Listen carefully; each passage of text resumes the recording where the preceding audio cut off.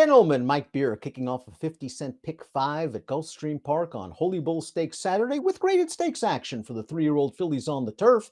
It's race number 8, the Sweetest Chant. We're going a mile and a 16th, and 8 are expected to line up. There are several horses in this race that have shown potential, including the number 1, Mike, Life's an Audible, a horse that was just missed in the Miss Grillo 3 starts back, a horse that may not have a ton of early speed, but you know she's running late for top-notch connections. Yeah, and being drawn to the inside this time after having post 10 in her most recent start off the layout, that's an advantage too, Dan. She's going to get to save a lot of ground, and she's not a one-run closer, so she could sort of go forward to this first turn and fall into a trip. Sort of an interesting time form U.S. pace projector we're going to throw up right now. The number 8 has some speed. That's Golden Ghost, but it's not like she's some blazer that needs the lead. If someone else wants it, I think Golden Ghost will let them take it. Style Points is more of a tracker. I just think if it ain't broke, don't fix it. I know Manga set slow fractions last time out. I think they're going to send her again.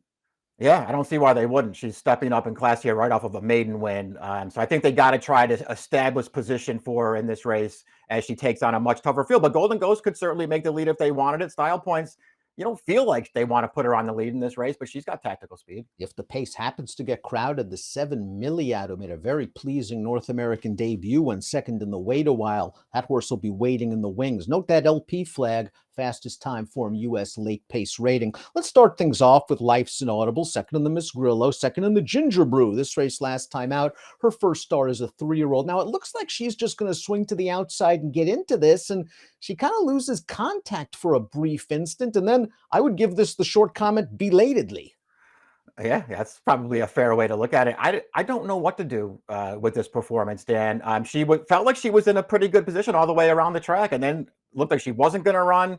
I kind of get the feeling like she was running when the race was already over last time, and it sort of makes me not like her that much in this race. And that just sort of builds upon her form as a 2-year-old, which I thought was good, but I didn't think was great. I don't know. I'm not sure how good I think she is. She's probably a short price in here for Pletcher and Irad. I'm against her.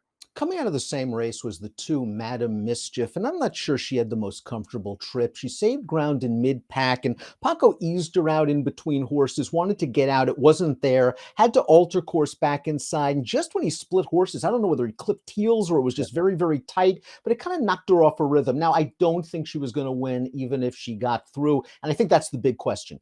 Is she as good as these horses? But I think off her 2 races on turf, if she gets a right setup at a price, she can be somewhere. Right, and she'll probably be a price again. I'm with you on her last race. I think she ran better than it looks in there. How much credit you want to give her for not for a trip that wasn't clean, that's your call. But I do think she ran better than it looks. And then you just have to decide, well, what does it all mean when you start looking at her other races? And that's where I'm conflicted, Dan, because they ran her in the wait a while 2 back, and I didn't see her excuse in there, and I didn't think she ran that well. Style Points is the number 3. This horse took a ton of money for her career debut at Aqueduct for trainer Christophe Clement and just didn't fire that day. Well, she fired here. Gulfstream's second time out. Love to see the improved speed that a second-time starter shows. Style Points got right up close. She's going to get it done. Not sure she beat the greatest field in here, but this is the Style Points I think everyone was expecting in that debut in New York. Me too. I think that's how you have to look at her. I mean, Clement's great with first-time starters, so it's very rare when one gets bet and then doesn't run, as this filly did in her debut. But that's probably more what they were expecting first time out. That race we just watched right there, forward from the start, took over, never giving that runner-up a chance. And that's the one thing that I do want to point out, and I gave her extra credit for, Dan, because the runner-up in there, Chad Brown trained. She was the favorite in that race. I think Steel Loot is a pretty good horse, and Style Points just never gave her a real chance on the stretch. A horse that may have a little bit of an outside shot with credentials at a price is the 4 Pharaoh's Wine. She hasn't run poorly at all in any of her 3 starts on turf, including this effort. Second in the Jessamine at Keeneland during their fall meeting. We're going to see her rally on to get a piece in here, finishing ahead of 2 next out winners. Those horses would come back to buy her 77 and 75 when winning their next start. Don't think she ever really looked like she was going to win this thing, Mike, but she does stay on. Yeah, no, she didn't look like she was going to win. My memory's not what it used to be, Dan, but I'm pretty sure I liked her in this race, and I'm pretty sure I bet her in this race. And she does get up for second there. Not that it helped me at all. I liked her maiden win. I know it was at Kentucky Downs. Those races are tough to evaluate. I thought she looked really good winning that race.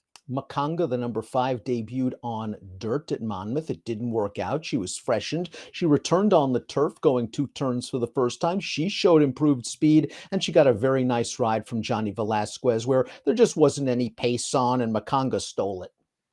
Yeah, she did really take advantage in here. I mean, I think you have to like the way that she's finishing Yeah. this race off. She really put some distance on these horses through the upper stretch. It's certainly a good performance. It got a decent figure.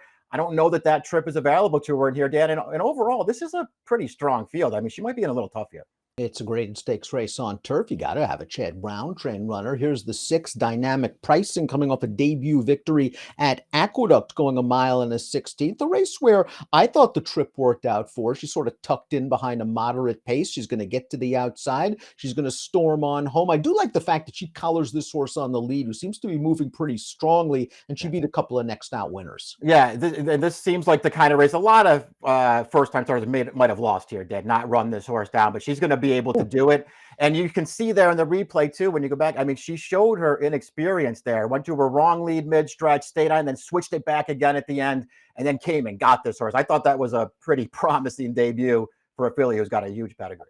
In some ways, you could argue one of the horses to beat, if not the outright horse to beat's the 7, Milliot, who ran so well in the Wait a While, her North American debut, first-time Jack Sisterson. They're turning into the stretch here. It's not like this pace was very fast, going 7.5 furlongs. Milliot has some work to do, still kind of over and behind horses, now gets into the clear. Once she sees the clean air, she's going to run on for second. I like the way this last 16th of a mile came together for her. I do too. I mean, really compromised by a poor start in here. And then they just took her back to ledge. You saw her get out to the clear behind the winner in that spot, Dan. And then she just couldn't reel her in, but she really ran at the end of that race. She better start in this race and better trip. She's going to be tough. It took a while for Golden Ghost to find herself. She started 3 times in New York last year, didn't really work out. They sent her to Delamar. She got a confidence-boosting maiden win off of a good trip. And then last time out, going 1.16 miles on the Tapeta surface, she gained even more confidence, winning pretty nicely. I like her stalking ability. Her tactical ability allows her to get good trips. And I think another one is coming here. And I wouldn't be surprised if there's even another forward movement to come. I like the way how Cassie's handled this one. I agree with you. I agree with all that stuff. And I remember really liking her turf debut at Saratoga last year. She wound up finishing 6th in there, but she broke from a tough post. She had an impossible trip in that race, but did a lot of racing. It felt like she had talent in, and she put it all together at Del Mar in December. She got a perfect trip in that race, but she ran.